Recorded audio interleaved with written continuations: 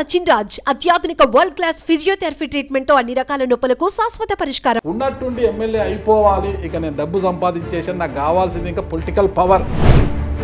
పచ్చిగా చెప్పాలి, నన్ను ఎవరు పీకలేరు ఇంకా అనే విధిగా నాకు పిలుపు వచ్చింది పార్టీ నుండి. అంటే చిత్తూరులో మీ అంత తీస్మార్కాన్లు లేరా ఇక్కడ? ఇప్పుడు మీరు వచ్చి 6 నెలల కాలంగా తోదికంగా చేతికి నా ఎముక లేదో నరం లేదన్నట్టుగా నాకు తెలిసి ఇప్పటి వరకు దాదాపు 12 కోట్లకు పైగా ఖర్చు పెట్టారంటున్నారన్నమాట. జనవరి 15 మీ బర్త్డే అనుకుంటా? అవునండి, జనవరి 15. బర్త్డేనా అంటే జాతర నాది? మీరేమన్నా ఇంకా లల్లిపాప అనుకున్నారా అంత గొప్పగా బర్త్డే చేసుకోవడానికి? కాదు, అది నా గొప్పతనం కాదు, ప్రజల కోరిక మేరకు ప్రజలు చేశారు. ఏదో ఒక జ్యోతిష్యుడు కూడా మీకు ఖచ్చితంగా నువ్వు ఎమ్మెల్యే అవుతావు వెళ్ళు, సో వారు చెప్పడం ఇంకొంచెం అడిషనల్గా నాకు ఒక శక్తిని ఇచ్చింది. ఇది రైట్ టైం అనడానికి కాదేంటి అసలు? ఇదే రైట్ టైం అని యువగలం అనే ఒక మా చిన్నబాబు ప్రారంభించిన పాదయాత్రలో చిత్తూరు కొద్దిగా మాకు మైనస్ అవ్వడం జరిగింది. అంటే పులవర్తి నాని గారికి చేత కాదంటారా? సీఎం రమేష్ గారి ఇల్లు అందరూ కూడా 6 నుంచి 7 కోట్లకు అడుగుతుంటే దాని బేరం అక్కడికే పోతుంటే మీరు 9 కోట్లు పెట్టి ఎందుకున్నారు? మీరు ఫస్ట్ చిత్తూరుకి పారాషూట్ వేసుకొని దిగినప్పుడు మీ వరుస నంబరు 9వ నంబర్ అంట. చాలా వేగంగా దూసుకొచ్చేసారు 2వ నంబర్కి. 1వ నంబర్ ఎవరున్నారండి? ఏమన్నా మంత్రం వేయించారా? ఏమన్నా చేతబడి ఏమైనా చేయించారా? పార్టీ ఒక మైండ్ సెట్ అలా మార్చే విధంగా. అసలు టీకే బాబు గారు కూడా రేస్లో ఉన్నారు, టికెట్ రేస్లో.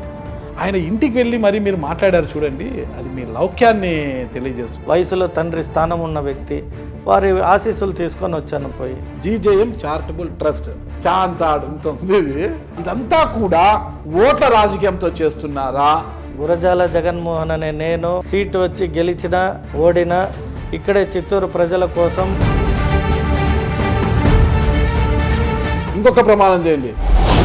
ఓకే, ఏంటి లోకేష్ గారు మీకు హామీ ఇచ్చారంట కదా, టికెట్ నీదే పర్క్ చేసుకోపో అని. పార్టీ పరమైన ఎవరికి హామీ ఇదో. ఇదేం రికార్డ్ కాదండి.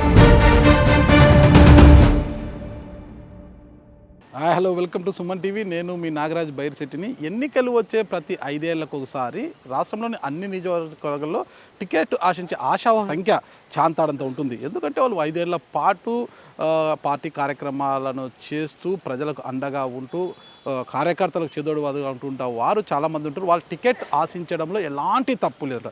అయితే టికెట్ల కోసము అంటే బయట రాష్ట్రాల్లో డబ్బులు ఇబ్బడిముబ్బడిగా సంపాదించి అక్కడి నుంచి ఆయా నియోజకవర్గాల టికెట్ల కోసం పారాచూట్లు వేసుకొని దిగిపోతుంటారన్నమాట. అలాంటి వారిలో ఒకరే చిత్తూరు జిల్లా చిత్తూరు నియోజకవర్గానికి వచ్చారు పారాచూట్ వేసుకొని. ఆయనే గురజాల జగన్మోహన్ గారు అనమాట. ప్రస్తుతమైన టీడీపీ టికెట్ ఆశిస్తున్నారు. చూద్దాం, ఆయన కూడా బరిలో ఉన్నారు. టీడీపీ టికెట్ రేసులో చాలామందే ఉన్నారు ఇక్కడ. ఒకవేళ అదృష్టం వరించి గురజాల జగన్మోహన్ గారికి టీడీపీ టికెట్ వస్తే ఆయన గెలిచినా ఓడినా ఇక్కడే ఉంటారా? ఒకవేళ ఓటమి అనేది జరిగితే అదే పారాషూట్ వేసుకొని బెంగళూరు వెళ్ళిపోతారా అనేది కూడా మనం ఇంటర్వ్యూలో జగన్మోహన్ గారిని అడిగి తెలుసుకుంటాం. ప్రస్తుతం జగన్మోహన్ గారు ఇక్కడే ఉన్నారు. చూశారు కదా, వచ్చిన తర్వాత ఆయన మొత్తం ఇదంతా కూడా ఎంత హంగామా చేస్తున్నారు. చిత్తూరు మొత్తం కూడా ఫ్లెక్సీలతో నింపేశారు. ఎక్కడ కూడా హోర్డింగ్లన్నీ కూడా ఆయనే కొనుగోలు చేశారు. అంటే అధికార వైఎస్ఆర్ కాంగ్రెస్ పార్టీ అభ్యర్థి ఎక్కడ కూడా ఫ్లెక్సీ పెట్టుకోలేని విధంగా మొత్తం కూడా హోర్డింగ్లన్నీ కూడా ఇక్కడ ఆయనే కొనుగోలు మొత్తం కూడా ఆయన స్వాధీనంలోకి తీసుకోవడం జరిగింది. ప్రస్తుతం గురజాల జగన్మోహన్ గారు లోపల ఉన్నారు. ఆయన అడిగి ఏంటి అసలుకి ఎందుకు పారాషూట్ వేసుకుని ఇంత వేగంగా ఎమ్మెల్యే టికెట్ కోసం వచ్చారు, గెలిచి ఏం చేయాలనుకుంటున్నారు, అసలు ఒకవేళ ఓడిపోతే ఏం పరిస్థితి అన్న వివరాలు కూడా ఆయన అడిగే తెలుసుకుంటాం. ఒక్కసారి రండి. నమస్తే జగన్మోహన్ గారు. నమస్తే అన్న నాగరాజన్. ఎన్నికలు వచ్చినా ప్రతి 5 ఏళ్లకు ఒకసారి మీలాంటి పారాషూట్ బ్యాచ్ దిగిపోతుంటారు అనమాట నియోజకవర్గాల్లో. అంటే ఆశావహులు ఎక్కువ సంఖ్యలో ఉంటారు ఇక్కడ. అంటే 5 ఏళ్ల పాటు వాళ్ళు పార్టీలో కష్టపడుతుంటారు, కార్యకర్తల కోసం అందుబాటులో ఉంటారు, ప్రజా సమస్యల మీద పోరాటం చేస్తుంటారు. కానీ మీలా డబ్బు సంపాదించి ఇతర రాష్ట్రాలు డబ్బు సంపాదించి ఉన్నట్టుండి ఎమ్మెల్యే అయిపోవాలి, ఇక నేను డబ్బు సంపాదించేసాను, నాకు కావాల్సింది ఇంకా పొలిటికల్ పవర్, ఇంకా ఆ పవర్ ఉంటే నన్ను ఎవరు ఏం చేయలేరు, పచ్చిగా చెప్పాలి నన్ను ఎవరు పీకలేరు ఇంకా అనే విధిగా పారాషూట్ వేసుకొని వచ్చేస్తుంటారు.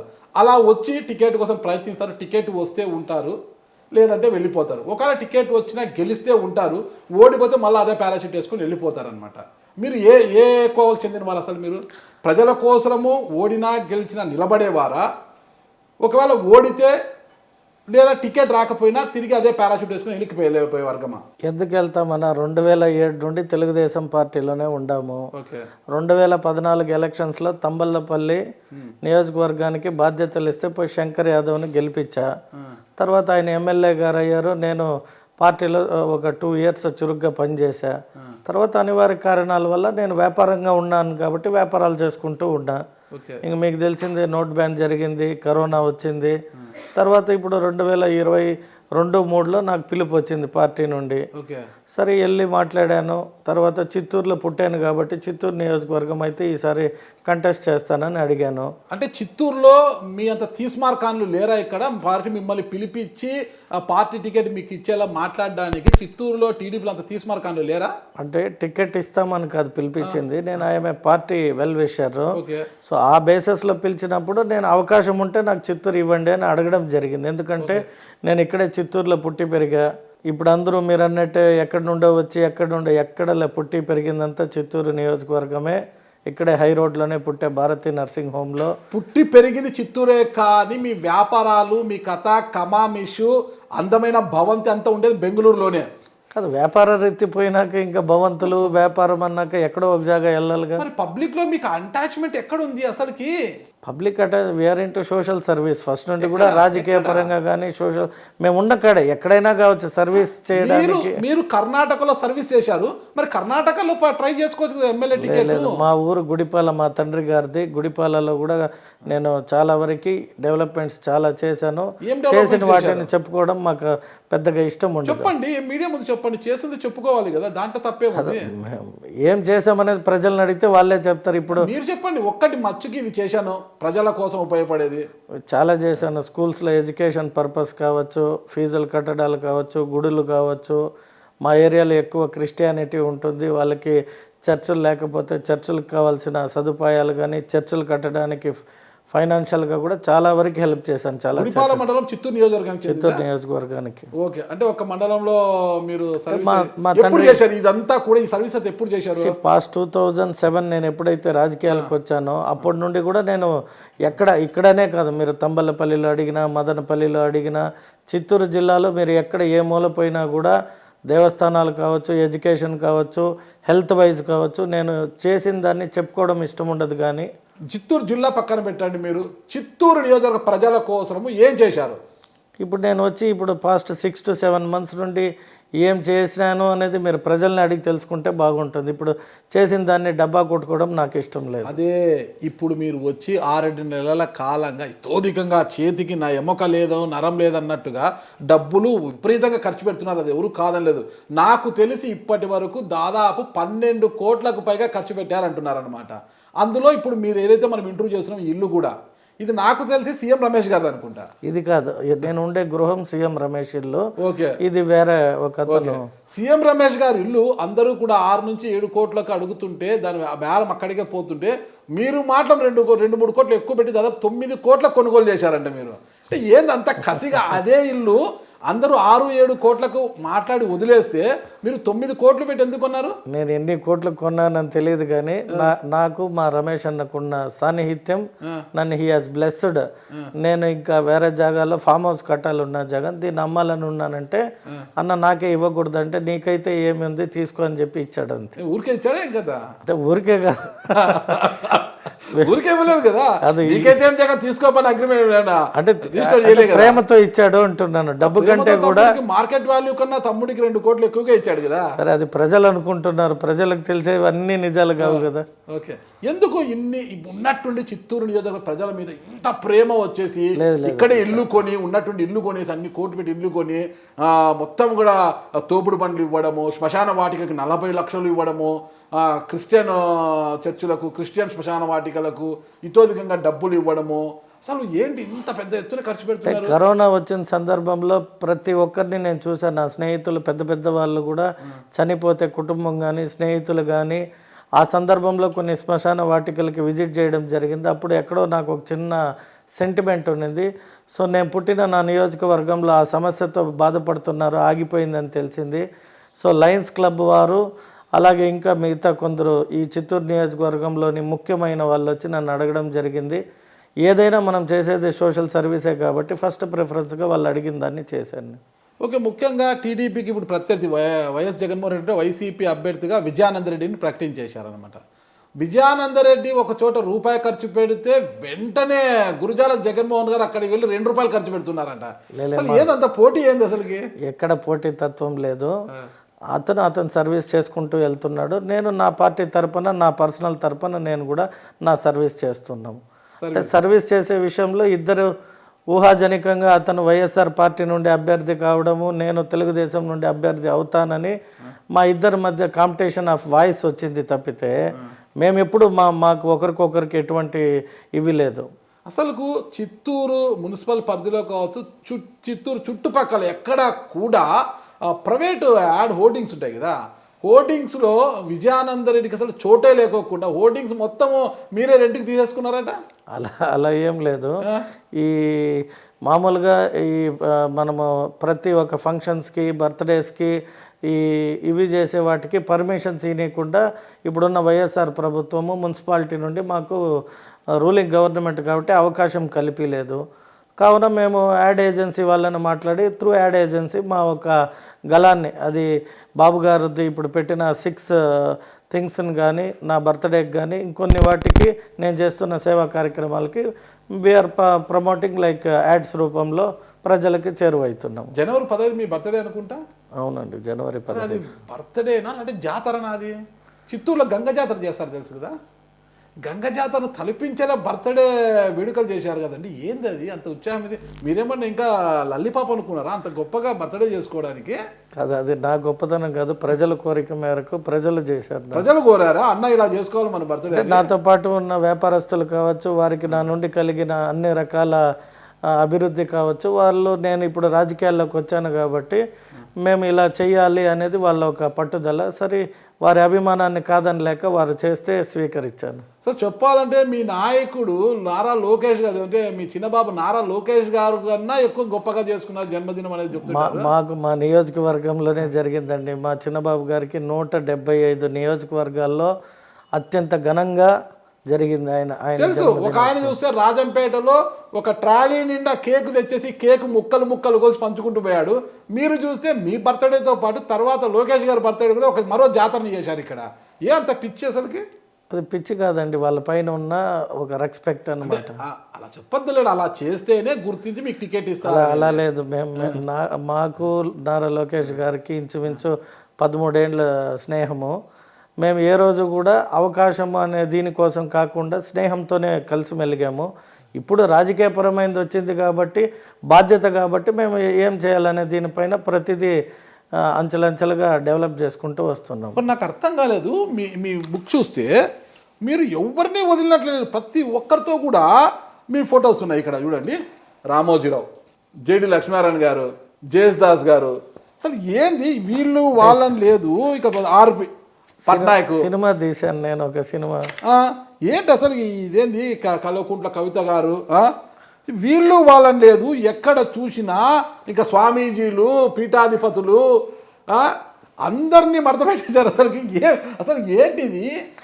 అంటే నేనున్న ప్రాంతం కర్ణాటకలో ఎక్కువగా మఠాలు, స్వామీజీలు, సో హిందూ తత్వం ఎక్కువగా ఉంటుంది కాబట్టి నాకున్న ఆ భక్తితో గురూజీలు, స్వామీజీలకి దగ్గరగా ఉంటారు. మీకు మంచి భక్తి ఉందా? డెఫినెట్గా, మీరు చూసారుగా. Okay okay. సీతారాముల కళ్యాణం ఓకే జరిపిస్తుంటారు ఎప్పుడైనా మీరు? డెఫినెట్గా జరిపిస్తుంటారు. వెంకటేశ్వర కళ్యాణం ప్రతి సంవత్సరం చేస్తాను. ఇది వచ్చి శ్రీరాముడి పట్టాభిషేకం. సో ఒక రాజకీయపరమైన ఆలోచన ఉన్న ప్రతి ఒక్కరూ రాముడి పట్టాభిషేకం చేస్తేనే రాజ్యాన్ని ఏలేకయ్యేదని ఉన్న సెంటిమెంట్ కాబట్టి నేను ఈ సెంటిమెంట్ గుర్తొస్తుంది నాకు. ఆ సెంటిమెంట్తోనే మీరు ఎన్నికల్లోకి వచ్చారా? ఏదో ఒక జ్యోతిష్యుడు కూడా మీకు రాజకీయంగా అనుకూలించే పరిస్థితుల్లో గజకేసరి యోగం వచ్చేసింది, మీకు గజకేసరి యోగం ఉంది అనడంతోనే మొత్తం చిత్తూరుకి వచ్చేసి మొత్తం ఎమ్మెల్యే టికెట్ కోసము కృషి చేయడము, కోట్ల రూపాయలు ఖర్చు పెట్టడము. చెప్పాడంట కదా జ్యోతిష్యుడు, ఖచ్చితంగా నువ్వు ఎమ్మెల్యే అవుతావు వెళ్ళు అనేసి. అంటే జాతకపరమైన నమ్మకాన్ని నేను నమ్ముతాను, కానీ నేను ఫస్ట్ ఆఫ్ ఆల్ హార్డ్ వర్కర్ని, నన్ను నేను నమ్ముతాను. సో వారు చెప్పడం ఇంకొంచెం అడిషనల్గా నాకు ఒక శక్తిని ఇచ్చింది. ఎవరా జ్యోతిష్యుడు? ఉన్నారు నాకు. ఎవరో డాక్టర్ బాలకృష్ణ గురూజీ అని ఉన్నారు, బెంగళూరులో బ్రహ్మానంద గురూజీ ఉన్నారు, మహబూబ్ నగర్లో ప్రకాష్ స్వామి అని ఉన్నారు. సో అలా నాకు ఒక 10 మంది దాకా రకరకాల స్వామీజీలు ఉన్నారు. మీకు ఈసారి ఎమ్మెల్యే అయ్యే యోగం ఉంది అని చెప్పిన జ్యోతిష్యుడు ఎవరు? నాకు చాలామంది చెప్పారు. అంటే ఇప్పుడు నేను చెప్పిన 3 పేర్లు కాదు, ఎప్పుడైతే ఈ 10 మంది బలంగా వాదించారో జాతకాన్ని, అది కొంచెం కాన్ఫిడెన్షియల్లోకి తీసుకుని ఇంకొంచెం హార్డ్ వర్క్ చేస్తున్నాను అంతే. ఓకే, మొత్తం మీద హార్డ్ వర్క్ చేస్తున్నారు. జ్యోతిషాన్ని నమ్మి చేస్తున్నారా, మిమ్మల్ని మీరు మమ్మల్ని నేను నమ్ముకొని హార్డ్ వర్క్తో పాటు ఆ శక్తి ఉందంటేనే కదా ప్రయత్నం చేసాం. లేదంటే మేము చేసే సర్వీస్ ఆల్వేస్ ట్రస్ట్ ఉంది నాకు. నేను 7 ఇయర్స్ అయింది ట్రస్ట్ పెట్టి. సో 7 ఇయర్స్ నుండి సేవాభావంతోనే ఉన్నా కదా. ఇవాళ ఎందుకు రాజకీయం కావాలనుకున్నానంటే ఇది ఒక సమయం వచ్చింది. అందులో వైఎస్ఆర్ ప్రభుత్వం చేసిన కొన్ని కార్యక్రమాలతో పార్టీ దెబ్బతినింది కొన్ని జాగాలో. పార్టీకి ఒక ఎనర్జీ కూడా కావాలి అనేది గ్రహించి మేము వీఆర్ ఆల్ పార్టీ లాయల్టీస్ కాబట్టి we have came to this. Jaganmohan గారు ఒకటి చెప్పండి నాకు, మీరు పుట్టుకతోనే శ్రీమంతులా? మా ఫాదర్ నేను పుట్టేటప్పటికి పౌల్ట్రీ బిజినెస్లో వెల్ ఆఫ్. శ్రీమంతుడు అంటే సినిమాలో శ్రీమంతుడు లెక్క మహేష్ బాబు కాదంట, బంగ్లాలో కార్లు ఏముండే. బట్ ఓకే, అయితే నాకు తెలిసి ఒక 10 ఏళ్ల క్రితము వైట్ ఫీల్డ్స్కి వెళ్ళి అక్కడ కొంత రియల్ ఎస్టేట్ వ్యాపారం చేసి ప్లాట్లు కొనడము, అమ్మడము, ఇలా స్టార్ట్ అయిన మీ జీవితము ఈరోజు ఒక కుబేరుడు లాగా అయిపోయారంటారు. ఎలా వచ్చింది అదంతా కూడా? అంటే ఏదన్నా నక్కతో కుదొక్కారా? అట్లేంలే, కొన్నేళ్ళు అంటున్నారుగా. 20 ఏళ్ళు అయింది నేను బెంగళూరుకి వెళ్ళి. ఓకే, మరి 20 ఏళ్ళు కష్టపడినప్పుడు అంతో ఇంతో సంపాదించుకుంటాంగా. ఓకే, అంత ఇంత సంపాదించుకొని ఇప్పుడు ఒక పొలిటికల్ పవర్ కోసం ఇక్కడికి వచ్చారు. అట్లేం లేదు, పాలిటిక్స్ అనేది it's is my ambition. Okay, it's a right time అనేది నా ఒక భావన. అంటే ఇది రైట్ టైం అనడానికి కాజ్ ఏంటి అసలు? ఇదే రైట్ టైం అని అంటే యువగలం అనే ఒక మా చిన్నబాబు ప్రారంభించిన పాదయాత్రలో చిత్తూరు కొద్దిగా మాకు మైనస్ అవ్వడం జరిగింది. దాంతో నేను కొంచెం చిత్తూరు వ్యక్తిగా బెంగళూరులో అందరూ నా తోటి స్నేహితులు కావచ్చు, ఫ్రెండ్స్ కావచ్చు, ఏం అనే ఒక డిస్కషన్ వచ్చినప్పుడు okay, if it is there any deficiency we're ready to fulfil అనేది మా ఒక ఇంటెన్షన్ అంతే. యువగలం పాదయాత్రలో చిత్తూరు మైనస్ కావడం ఏంటి? అంటే చిత్తూరులో కొద్దిగా అంటే 3 డే షెడ్యూల్లో 1 డే కొద్దిగా మైనస్ కావడం జరిగింది. జనం మొబైలైజ్ కాలేదంటారా? మొబిలైజేషన్లో ఏమన్నా ప్రాబ్లం అటువంటిది ఏదో జరిగింది అనేది ఒక అంటే మీడియా ఉన్నది లేనట్టు లేనిది ఉన్నట్టు చూపుతుంది కాబట్టి సో అది ఒకటి ప్రెషరైజ్డ్ అయినాము. అప్పుడు మళ్ళా చిన్నబాబు చిత్తూరులోకి వస్తే జనాన్ని మొబిలైజ్ చేయాలంటే మీలాంటి వారు ఉండాల్సిందేనా ఇక్కడ?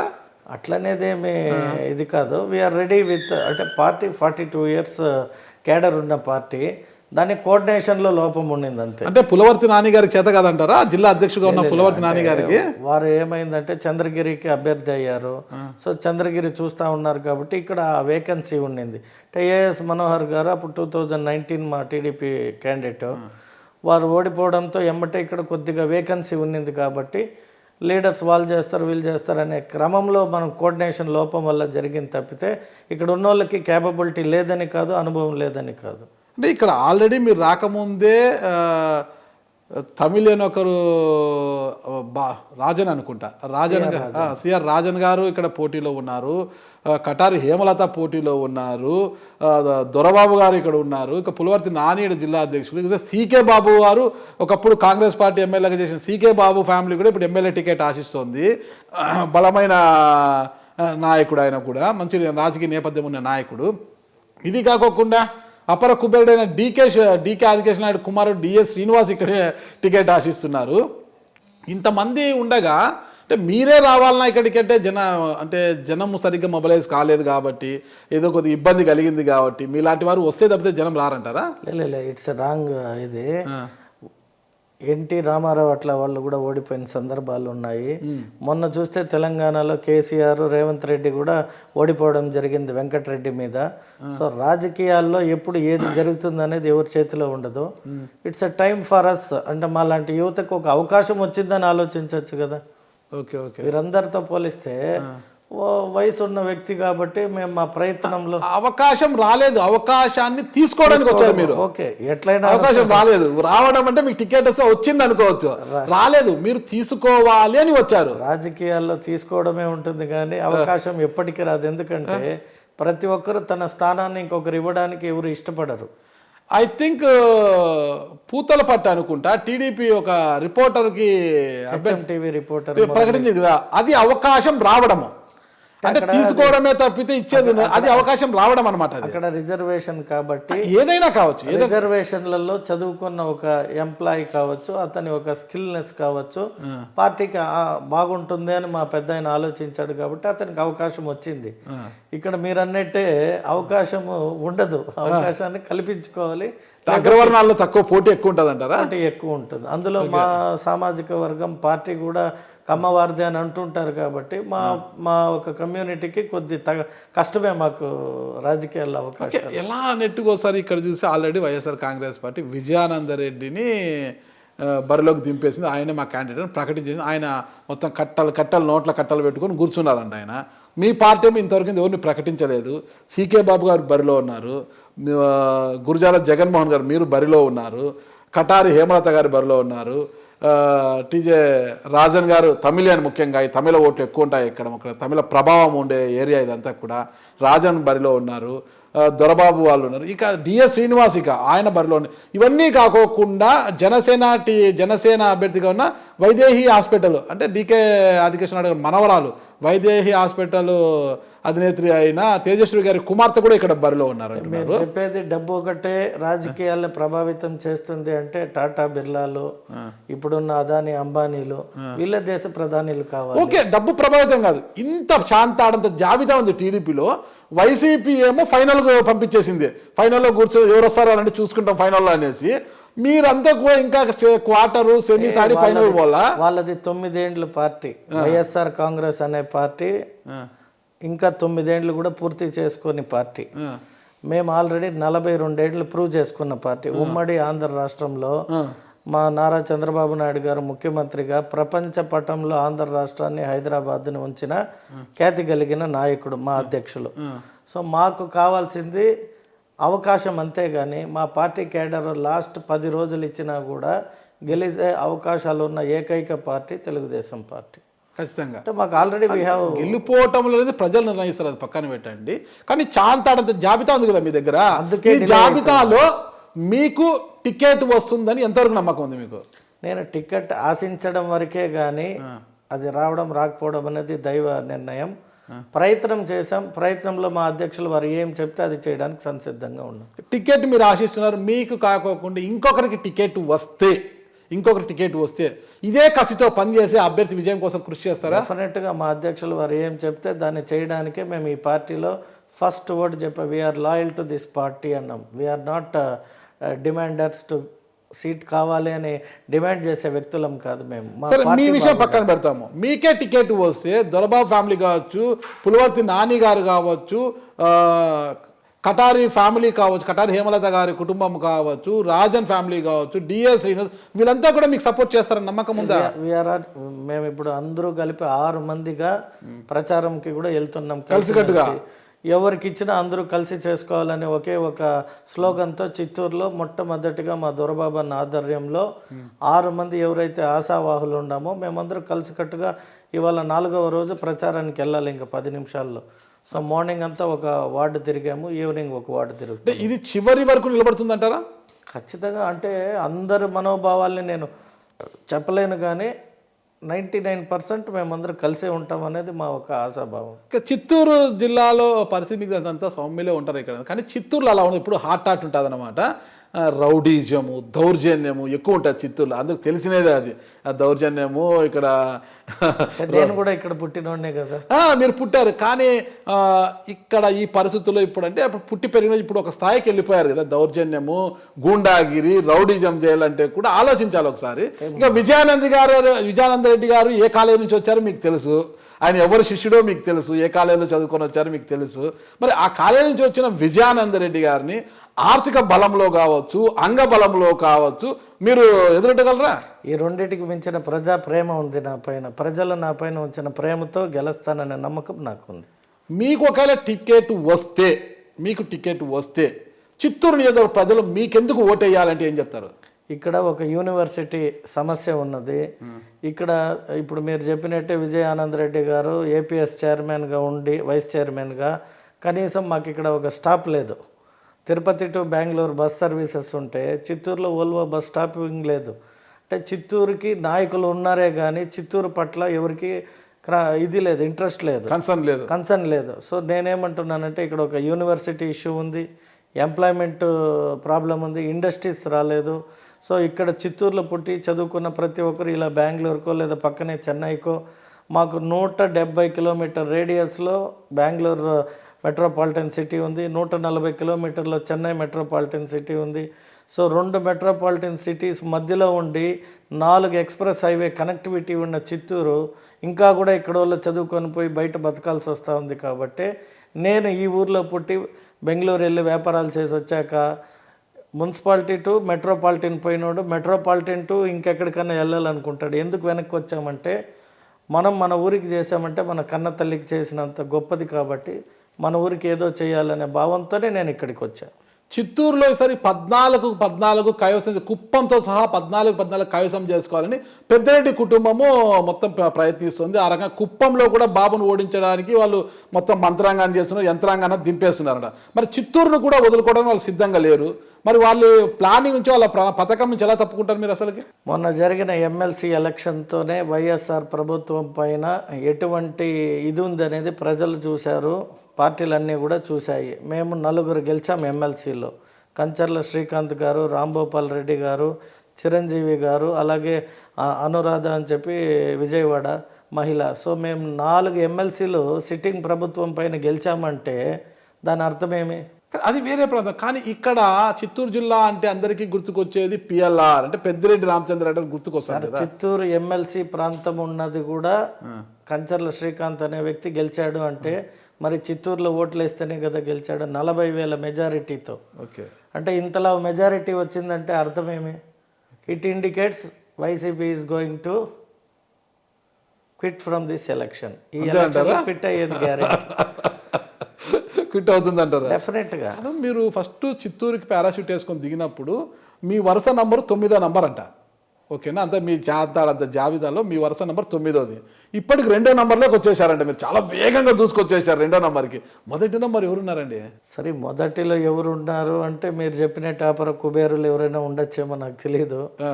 నేను నా పార్టీ పట్ల చిత్తశుద్ధితో ప్రజల వద్దకు వెళ్ళి నేను ఏం చేస్తాననే ఒక నా కన్సర్న్, చిత్తూరుకి కావాల్సిన ఒక మేనిఫెస్టో రెడీ చేస్తున్నా.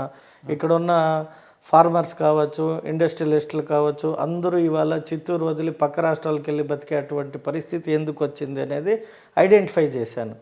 సో వీటన్నిటినీ ఎవరైతే మంచిగా బ్యాలెన్స్ చేసి ప్రభుత్వాన్ని ఒక బాధ్యతని నిర్వహిస్తారో వారికి ఓటేయాలని ప్రజలు కూడా ఎదురు చూస్తున్నారు. అసలు విజయానంద రెడ్డిని ఆకారంలో కావచ్చు, అంగబలం అర్ధబలం విషయంలో కావచ్చు ఢీ కొట్టాలంటే గురజాల జగన్మోహన్ గారిని పార్టీ కూడా భావిస్తుందంట. అది పార్టీకి ఉన్న అభిప్రాయం కావచ్చు. ఓకే. ఏమన్నా మంత్రం వేయించారా? ఏమన్నా చేతబడి ఏమైనా చేయించారా? పార్టీ ఒక మైండ్ సెట్ అలా మార్చే విధంగా మీకు ఎలా జ్యోతి మనం చేసిన పని మన ఒక ఎఫిషియన్సీని చూపిస్తుంది. So party will observe. అంటే ఈ ఎవరైతే ఆశావాహులు ఉండారో ఏం చేస్తున్నారని అబ్జర్వేషన్ చేసినప్పుడు పార్టీ పట్ల విధేయతను, పార్టీ పట్ల ఇష్టాన్ని, ప్రజల వద్దకి ఎలా వెళ్తున్నాము, ప్రజల్లో ఎంత రెస్పాండ్ వచ్చింది అనేది కూడా అనేక సర్వేల ద్వారా తెలుసుకుంటారు. కాబట్టి మనకు ఆ ఒక ప్రిఫరెన్స్ ఇస్తుంది. పార్టీ విషయం పక్కన పెడితే నేను మీ ఇంటర్వ్యూకి వచ్చే ముందు చాలా మందితో నేను మాట్లాడాను, అట్లా మీడియా వాళ్ళతో మాట్లాడాను, నాకు తెలిసిన వారితో మాట్లాడాను, కొంతమంది బంధుబలగంతో కూడా మాట్లాడాను. వాళ్ళ నుంచి ఒకటే సమాధానము, అంటే ఏం చెప్తామండి ఆయన గురించి, కొత్త ఇక్కడ పుట్టాడు అని ఇక్కడ తక్కువ ఆయన ఉండేది, బెంగళూరులో ఉంటాడు, బెంగళూరులో వ్యాపారం చేస్తుంటాడు, ఇక ప్రాంతానికి కొత్త చెప్పుకోవడానికి ఏమీ లేదు ఆయన గురించి, ఆయన కూడా టికెట్ రేస్లో ఉన్నారు అనడం తప్పితే ఆహా ఓహో అని చెప్పిన వారు ఎవ్వరూ లేరు. అంటే ప్రజలందరూ కూడా గురజాల జగన్మోహన్ గారిని ఆహా ఓహో అనే పరిస్థితి ఎప్పుడు వస్తుందంటారు? సార్, ఇప్పుడు మీకు అప్పుడే చెప్పినట్టు కామారెడ్డిలో నిలబడిన వెంకటరెడ్డి అనే వ్యక్తి కూడా కొత్త వ్యక్తే. కానీ ఇద్దరు ఒక 10 సంవత్సరాలు ముఖ్యమంత్రిగా ఉన్న కేసీఆర్ని కాంగ్రెస్ పార్టీకి సీఎం క్యాండిడేట్గా ప్రమోట్ చేసిన రేవంత్ రెడ్డిని ఓడించాడు అంటే అతన్ని ఏం చూసి ప్రజలు ఓటేస్తే గెలిచాడు?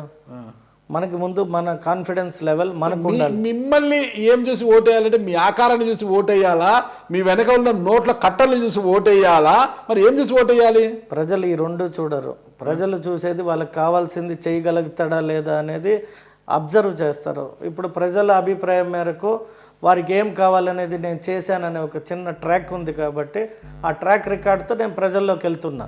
ప్లస్ మా పార్టీకి ఉన్న బేసు చంద్రబాబు నాయుడు గారు పెట్టిన స్కీమ్స్ ఏవైతే ఈ ఎలక్షన్ మేనిఫెస్టో ఉందో అవి మమ్మల్ని ఓటింగ్ పర్పస్లో ద బెటర్ రిజల్ట్ ఇస్తుందనేది మా ఒక ఆలోచన. మమ్మల్ని చూసి ఓటేరు ఎవరు, పార్టీకి ఉన్న వాల్యూ అంటే పార్టీలో 42 ఇయర్స్గా చంద్రబాబు నాయుడు గారు ప్రపంచ పటంలో ఏ విధంగా హైదరాబాదుని హైటెక్ సిటీ కట్టి నిలిపారో అదేవిధంగా రేపు అమరావతి ఇవాళ మనకి క్యాపిటల్ ఏది అంటే చెప్పుకోలేని పరిస్థితిలో ఉన్నాం.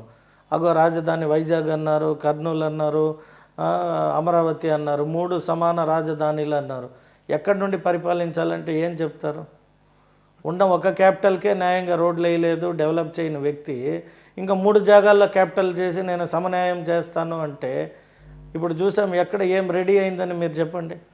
వికేంద్రీకరణ అనేది మంచిది అంటే అభివృద్ధి వికేంద్రీకరణ నేను అది తప్పు అని చెప్పను. మనం స్టేట్ డివిజన్ అయిన తర్వాత మన ఫైనాన్షియల్స్ కావచ్చు, మన రాష్ట్ర ఎకనామిక్స్ కావచ్చు, వీటన్నిటిని బ్యాలెన్స్ చేసుకొని చెప్పాలి తప్పితే ఒక కుటుంబం విడిపోతానే ఇల్లు లేకుండా ఉంటుంది. ముందు బాడిగిల్లు తీసుకుంటారు, తర్వాత భాగాలు పంచుకున్నాక ఆ భాగాల్లో వచ్చే వాల్యూస్ని బట్టి వాడు ఇల్లు ఏ రకంగా కట్టుకోవాలి, ఎలా ఉండాలి అనేది ఇది చేస్తాము. ఇప్పుడు ఆంధ్ర రాష్ట్రం విడిపోయిన తర్వాత కనీసం కూర్చోవడానికి మనకి జాగా లేని పరిస్థితిలో చంద్రబాబు నాయుడు గారు అమరావతిని తెస్తే దేశ ప్రధాని వచ్చి గంగాసే పానీ లేకే ఆయా, ఇధర్ సే మట్టి లేకే ఆయా, మట్టి పానీ క్యా కర్నా.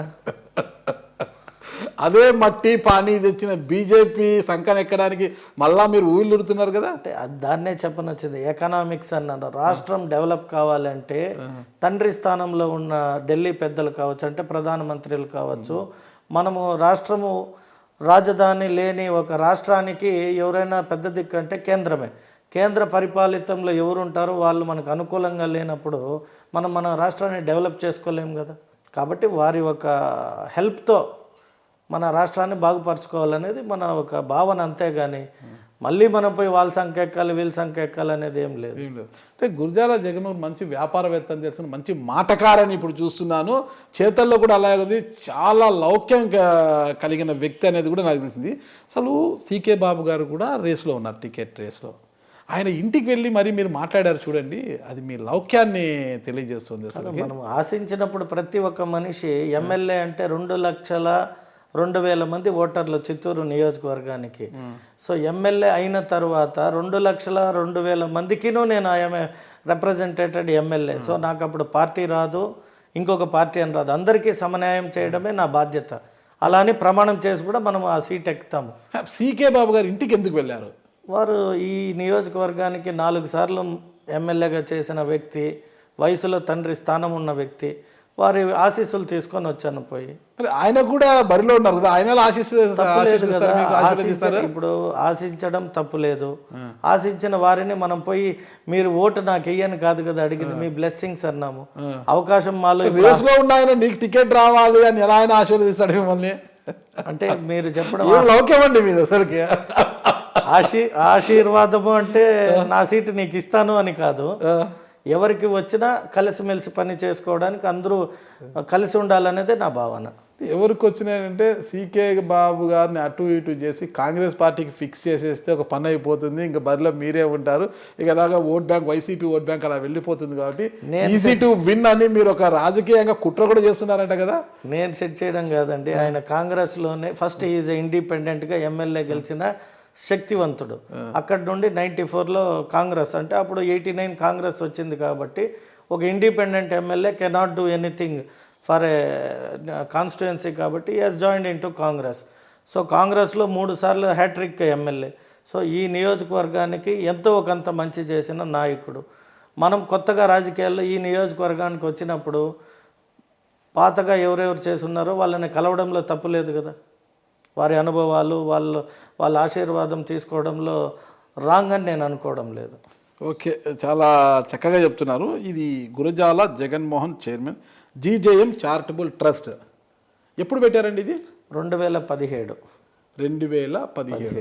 ఇప్పుడు దీని ద్వారా మీరు ఇక్కడ సేవా కార్యక్రమాలు చాలా చేశారు. ఆరవేశ్యులు మరియు రిలయన్స్ గోల్డ్ వార్ ఆధ్వర్యంలో నిర్మిస్తున్న కైలాస ధామం శ్మశాన వాటికకు 40 లక్షల విలువ చేసే అత్యాధునిక electrical authority burning machine Telugu Desam party నాయకులు BJP charitable trust foundation chairman Shri Gurujala Jaganmohan గారు వితరణ ఇవ్వడం జరిగింది. ఇక చిత్తూరు నగరపాలిక, చిత్తూరు రూరల్ మండలం మరియు గుడిపాల మండలాల్లోని ప్రభుత్వ పాఠశాలలో విద్యను అభ్యసిస్తున్న విద్యార్థులకు 5 లక్షల రూపాయలతో 10,000 బస్ పాసులకు రాయితీని ట్రస్ట్ ద్వారా అందివ్వడం జరిగింది. చిత్తూరు నియోజకవర్గ వ్యాప్తంగా 80 లక్షల రూపాయల విలువ కలిగిన 20,000 గొడుగులు మరియు 20,000 గడియారాలను పంపిణీ చేయడం జరిగింది. 75 లక్షల రూపాయలతో వివిధ దేవుల చిత్రపటాలను 25,000 పంపిణీ చేయడం జరిగింది.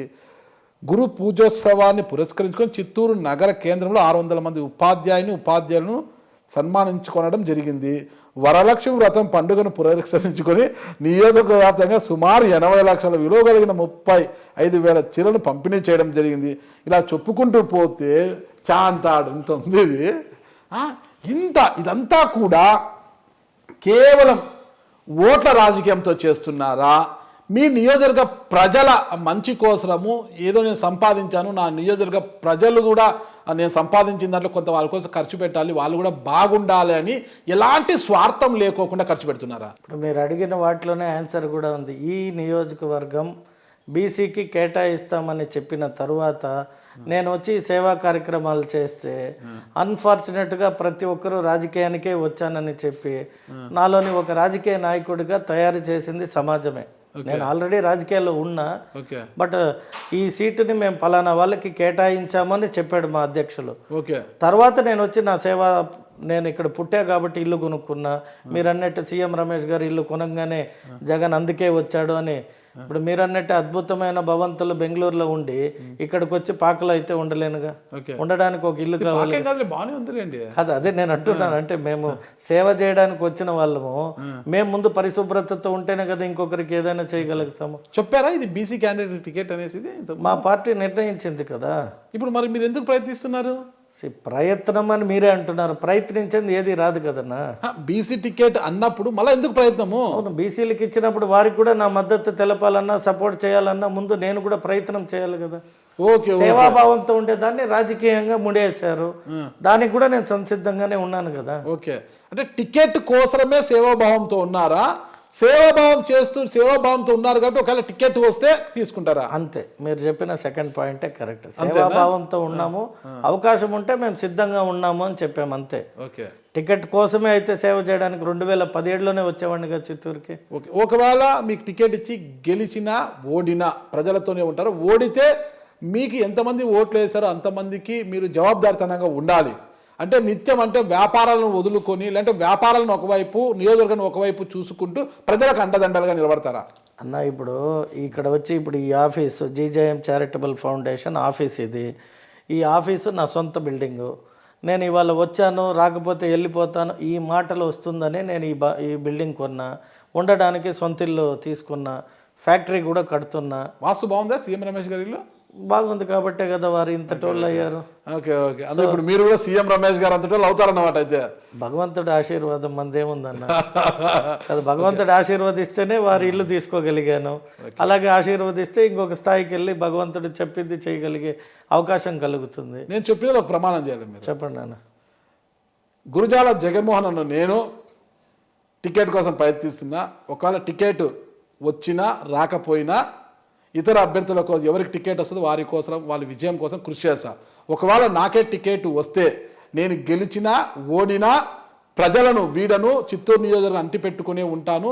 చిత్తూరు నియోజకవర్గ ప్రజల యోగక్షేమాలు చేసుకుంటూ నేను ఉంటాను. ఇదే నా ప్రమాణం. చేస్తారా?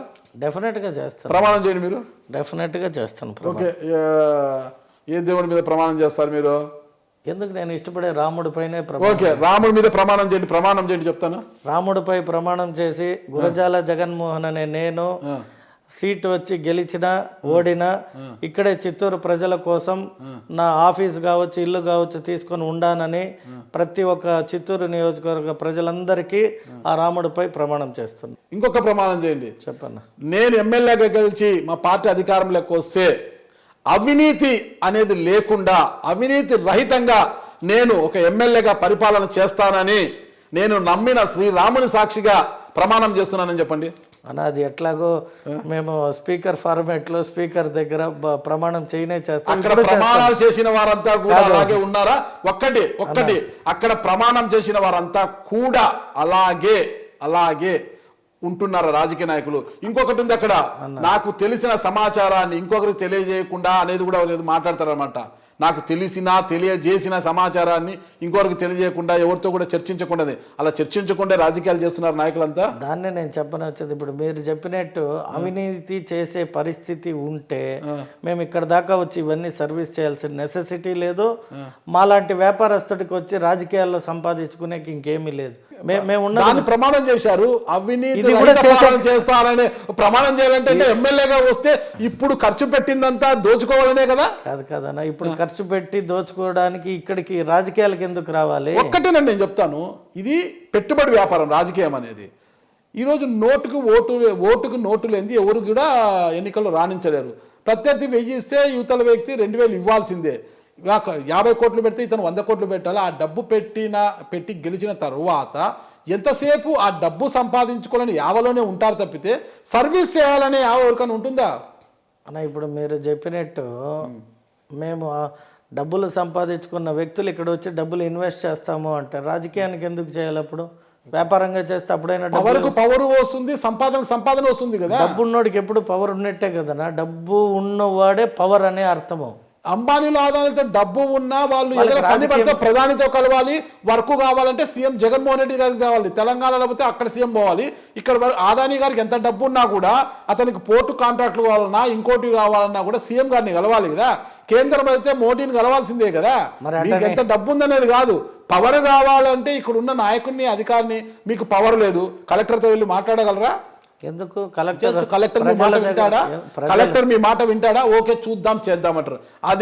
అదే పవర్ లో ఉంటే ఇలా చిటికేస్తే పని అయిపోతుంది. పవర్ లో ఉండాం కదా అని కాని దాన్ని అడిగితే చేయగలుగుతాడా కలెక్టర్? ఏదైనా కూడా కాని దాని అంటే కనీసము పరిశీలనలోకి వస్తుంది. ఎవరైనా పవర్ కోసమే ఉంటారు. రాజకీయాలు అంటే పవర్ కోసమే, పవర్ పాలిటిక్స్ కోసమే ఉంటారు. మీరేమో అతిథులు కాదు కదా దానికి. అంటే నేను ఇప్పుడు విభేదించడం లేదు కానీ, ఎందుకంటే నేను ఇంకా రాజకీయ నాయకుడు కాలేదు. అయిపోయారని చెప్పారు, నాకు తెలియదు. అంటే 2007 నుంచి రాజకీయాల్లో అవునన్నా, రాజకీయాల్లో ఉన్నానన్నాను కానీ నేను నాయకుడుగా వెళ్ళి ప్రమాణం చేసి మీరు అడిగిన అవినీతికో ఇంకొక వాటికో పాల్పడలేదు కదా.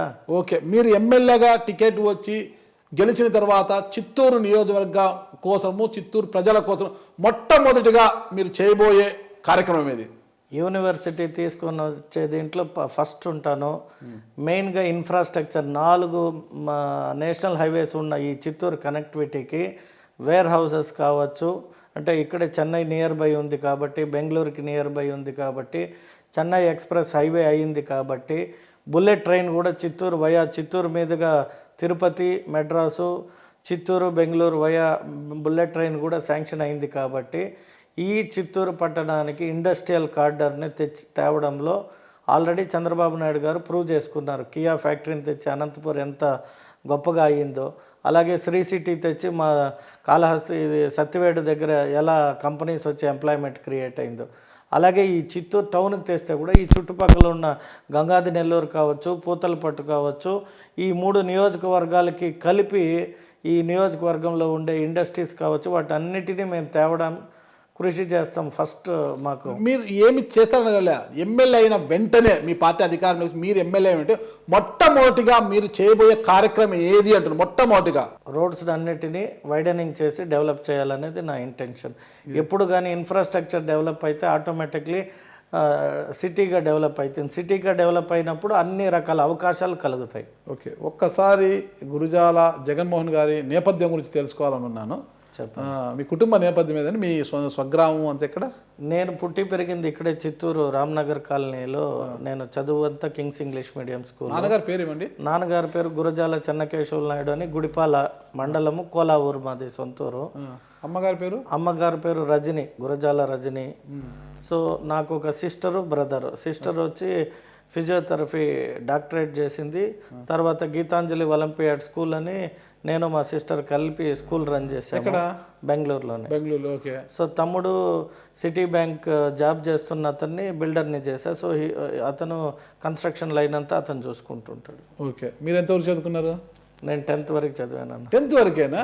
తమ్ముడు బాగా చదువుకున్నారు, చెల్లెలు చూస్తే నాన్నగారికి హెల్త్ ఇష్యూ వచ్చింది కాబట్టి ఇంకా అప్పుడు ఇంటికి పెద్ద కొడుకుగా వాళ్ళిద్దరిని చదివించడం ప్లస్ కుటుంబాన్ని చూసుకొని వ్యాపారాన్ని కంటిన్యూ చేయాల్సి వచ్చింది కాబట్టి డిస్కంటిన్యూ అయ్యి బిజినెస్లోకి వచ్చాను. 10th అయినా పాస్ అయ్యారా? 10th పాస్ అయ్యాను. మెల్లగా చెప్తున్నారు, పాస్ అయ్యారా లేదా? పాస్ కాకపోతే మీరు 10th అన్నా పాస్ అయ్యారంటే నాకు అది మీరు అడిగిన క్వశ్చన్ నాకు ఆశ్చర్యంగా ఉంది. 10th వరకు చదివారంటే 10th పాస్ అయ్యారు కదా? 10th పాస్ అయ్యాక డిస్కనెక్ట్ అయ్యాను. అంటే ఇంటర్ 3 months చదివేటప్పటికి నాన్నగారికి హెల్త్ ఇష్యూ అయింది. సో ఇంక అప్పుడు వచ్చి నాన్నగారిని కుటుంబాన్ని వ్యాపారాన్ని చూసుకోవాల్సి వచ్చింది. చదువుకి నాలెడ్జ్కి సంబంధం నిరూపించారు. తక్కువ 10వ తరగతి చదివినా కూడా వ్యాపార పరంగా ఉన్నత శిఖరాలకు వెళ్ళిపోయారు. చదువుకి వ్యాపారానికి సంబంధం లేదు. అదే ఆ నాలెడ్జ్ అనేది ఉండాలి, వ్యాపారం మీద పరిజ్ఞానం నాలెడ్జ్ అని ఉంటే అందరూ కూడా ఒక గురుజాల మోహన్ లాగే జగన్మోహన్ గారు తయారవుతారు. మీకు ఎంతమంది సంతానం అండి? ఒక కొడుకు. ఒకే కొడుకు. లవ్ మ్యారేజా? లేదు, అరేంజ్ మ్యారేజ్. అరేంజేనా? ఓకే. సందీప్ చౌదరి అని మొన్నటి వరకు ఆయన కూడా టికెట్ కోసం ట్రై చేశారు ఇక్కడ, ఇప్పుడు సైలెంట్ అయిపోయారు. మీ కజినేనా? సహకరిస్తాడా మీకు? ఖచ్చితంగా. అన్నదమ్ముడు నాకు సహకరించుకోకుండా పోవడం ఏముంది. ఓకే. ఏంటి లోకేష్ గారు మీకు హామీ ఇచ్చారంట కదా, టికెట్ నీదే పర్క్ చేసుకోపో అని? పార్టీ పరమైన ఎవరికి హామీ ఇదేం రికార్డు కాదులేండి చెప్పండి. కాదు, పార్టీ పరమైన ఎవరికి ఏది హామీ ఉండదు. కష్టపడి పనిచేస్తుంటే గుర్తించి సీట్ ఇస్తారన్న ఒకే ఒక ఆశాభావంతో పనిచేస్తున్నాం. ఓకే. ఫైనల్గా చిత్తూరు నియోజకవర్గ ప్రజలకు టికెట్ ఆశావహుడుగా ఏం చెప్పబోతున్నారు? నాలాంటి వ్యక్తి ఇక్కడ నుండి వెళ్తూ ఏం తీసుకొని వెళ్ళానో, వస్తూ దేనికోసం వస్తున్నాను అనేది మా చిత్తూరు నియోజకవర్గ ప్రజలు తెలుసుకోగలిగితే చాలు నాకు. అంతే. ఇక్కడ నుండి నేను తీసుకోపోవడానికి అయితే రాలేదు. ఇక్కడ నుండి పోతూ ఏమీ లేకుండా పోయినోడిని, వస్తూ దేంతో వచ్చానో ఏమి ఇస్తున్నాను అనేది ప్రజలు నన్ను అర్థం చేసుకొని నాలాంటి వ్యక్తికి ఓటేసి గెలిపిస్తే అంతకంటే ప్రజలకి నేను ఏం చేయగలుగుతాను అనేది ఆలోచిస్తాను తప్పితే ప్రజల నుండి ఏమి కావాలనేది నాకు అవసరం లేదు. జీజేఎం చారిటబుల్ ట్రస్ట్ ద్వారా చేస్తున్న సేవా కార్యక్రమాలు అన్నీ కూడా ఎన్నికల తర్వాత కూడా ఏమి జరిగినా, ఓడినా గెలిచినా ఈ కార్యక్రమాలు ఇప్పుడు ఏమేమి చేస్తున్నారో అవన్నీ కూడా కొనసాగిస్తాను అని గట్టిగా చెప్పగలరా? డెఫినెట్గా చేస్తానన్నా. ఓకే. నేను ఉన్నదే సేవాభావం తత్వంతోనే చేయబోతాను కూడా, రాజకీయాలకు అతీతంగా. కాకపోతే నేను ఇష్టపడే పార్టీ కాబట్టి పార్టీ అండ్ మా ట్రస్ట్ కలిపి పనిచేయడం వల్ల కొందరు అనుకోవడం రాజకీయాలకే వచ్చాను అని. రాజకీయాలకు వచ్చి ఉంటే నిన్న మొన్న పెట్టుండాలి ట్రస్ట్. 2017 పెట్టాక ట్రస్ట్. దండం పెట్టి ఓటు అడిగే నాయకుడు గెలిచిన తర్వాత అదే ఓటుని దండించే పరిస్థితి ఉందన్నమాట సమస్యల మీద వస్తే. ఓకే. వారికి అతీతంగా నేను ఉంటాను అని గట్టిగా చెప్పగలరా? డెఫినెట్గా. ఇప్పుడు మీరు చెప్పినట్టే బెంగళూరులో వ్యాపారాలు చేసే మాలాంటి వాళ్ళకి చిత్తూరులో వచ్చి ప్రజల దగ్గర ఏది తీసుకోగలిగితే ఏమైతుంది మీరే చెప్పండి. ఎమ్మెల్యే అయితే చిత్తూరులో కాపురం పెడతారా, బెంగళూరు నుంచే రాజకీయం చేస్తారా? లేదు, చిత్తూరులో పెట్టడానికే కదా సీఎం రమేష్ గారు ఇల్లే కొనుక్కొని ఇక్కడే ఉంటున్నాను. ఓకే. ఇప్పుడు రేపు అసెంబ్లీ ఉంటుందన్న, విజయవాడ వెళ్తాం అనుకోండి, జగన్ గారు చిత్తూరులో లేదు విజయవాడలో ఉన్నాడు అంటే అది హాస్యాస్పదమే కదా. కాదు, ఇప్పుడు ఎవరైనా మంత్రులు అయినప్పుడు క్యాపిటల్ సిటీలో ఉండి పరిపాలిస్తారు. ఎప్పుడో ఒక వారానికో 10 రోజులకో నియోజకవర్గానికి వస్తారు. అంత మాత్రాన మా మంత్రి కనిపిస్తా లేదు, మా మంత్రి ఇక్కడ లేదు, మా ఇంట్లో లేదు అంటే మంత్రి అన్నాక రాష్ట్రమంతా తిరగాలి కాబట్టి వాళ్ళు ఎక్కడ ఉండాలి? క్యాపిటల్లోనే ఉండాలి. సో ప్రజలు మరీ ఉంటారా ఉంటారా అది ప్రజలు అడగడం లేదని నా భావన. మీడియా వాళ్ళకే అది అతి ఉత్సాహంగా ఉంది. మా ద్వారా ప్రజలు తెలుసుకుంటారు కదా, అట్లా మా ద్వారా ప్రజలు తెలుసుకుంటారు. ఖచ్చితంగా ప్రజలు ఓటేసి గెలిపించిన తరువాత ఇక్కడే ఉండడానికే నేను ముందే ఇల్లు, ఆఫీసు అన్నీ సెటప్ చేసుకొని విత్ ఇండస్ట్రియల్ ప్లానింగ్తోనే ఇక్కడికి వచ్చాను. నేను నా ప్రజలకి ఏదో చేయాలి, నా తండ్రి కోరిక మేరకు. నా తండ్రి అనారోగ్యం వల్ల నేను చదువు ఆపుకొని వ్యాపారాల్లోకి వచ్చా. సో నా తండ్రి ఆరోగ్యంగా ఇవాళ ఉన్నాడంటే ఇవన్నీ చూశాడు కాబట్టే నన్ను తిరిగి మనం పుట్టిన గడ్డకు రావాలి, ఏదో చేయాలి అని చెప్పాడు కాబట్టి వచ్చి చేస్తున్నాను అన్న. ఒకవేళ మీకే టికెట్స్ తమిళ ఓటర్లందరూ కూడా మీకు సహకరిస్తారని నమ్మకం మీకుందా? ప్రతి ఒక్కరు చిత్తూరు నియోజకవర్గంలోని ప్రతి ఒక్క కుల మతాలకు అతీతంగా ప్రతి ఒక్కరు ఇష్టపడే వ్యక్తిగా బతకడమే నా ఆశన. ఖచ్చితంగా మీ ఆశయంతో మీరు అలాగే ఉండాలి. చూద్దాం ప్రజలు ఒకవేళ మీకు టికెట్ వస్తే కులాలు, మతాలు, వర్గాలు, వర్ణాలకు అతీతంగా గురుజాల జగన్మోహన్ గారికి సహకరిస్తారా లేదా అన్నది తెలుసుకోవాలంటే మనం మరికొద్ది రోజులు వేచి చూడాలి. అంతవరకు మనం కూడా వేచి చూద్దామండి. థ్యాంక్ యూ మోహన్ గారు. Thank you Nagaraju.